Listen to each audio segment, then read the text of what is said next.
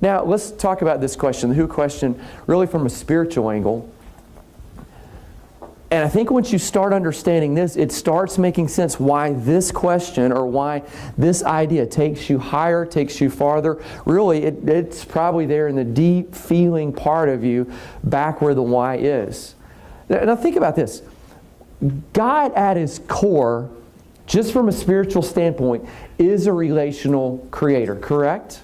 So in the beginning, when God's creating things, He doesn't just say, this is so subtle, He doesn't just say, so pay attention to this, He doesn't just say, I'm going to make light and I'm going to make dark. I'm going to make fish and I'm going to make animals, I'm going to make people. What does He say? He says, let us.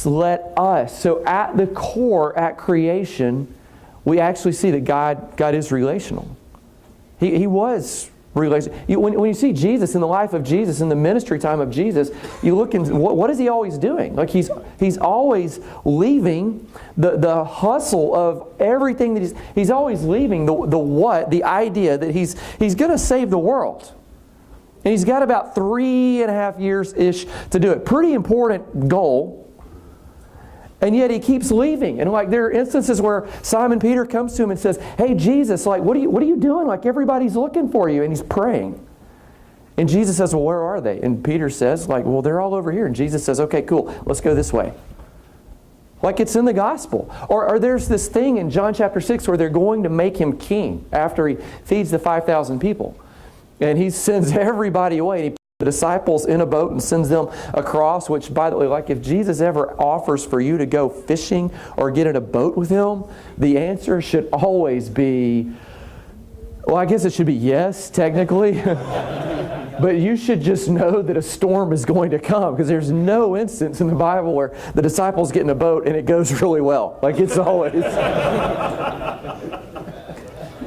And evidently they were all, this is like a footnote that has nothing to do with anything. They're all evidently really horrible fishermen, because you never see them catch anything unless He's with them, you know.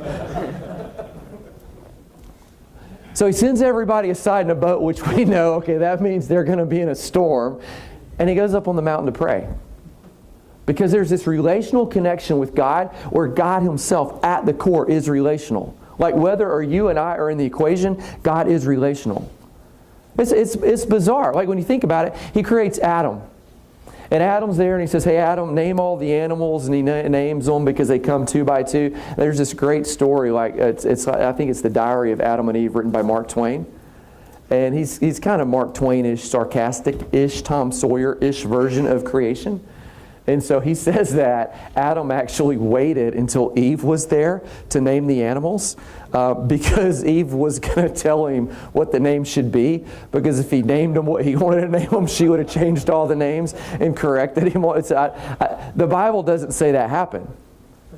The Bible says Adam's there. All the animals came by. Adam named all the animals, and in it, you know, it became obvious to him. He's like, wait, all these have like another partner. Like they've got something that's comparable to them to walk through and do life with them. And it says that he looks and like he's all alone.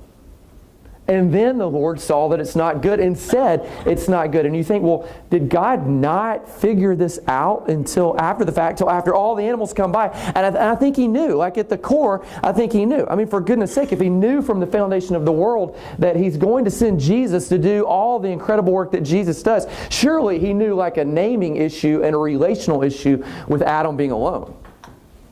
And I think maybe it's this. Like it wasn't that God needed to see that Adam was alone. He needed Adam to see that it's not good that Adam would be alone. Because that who question, it is so vital. Now, all throughout the Old Testament, this who question, it's fundamentally how God reveals Himself.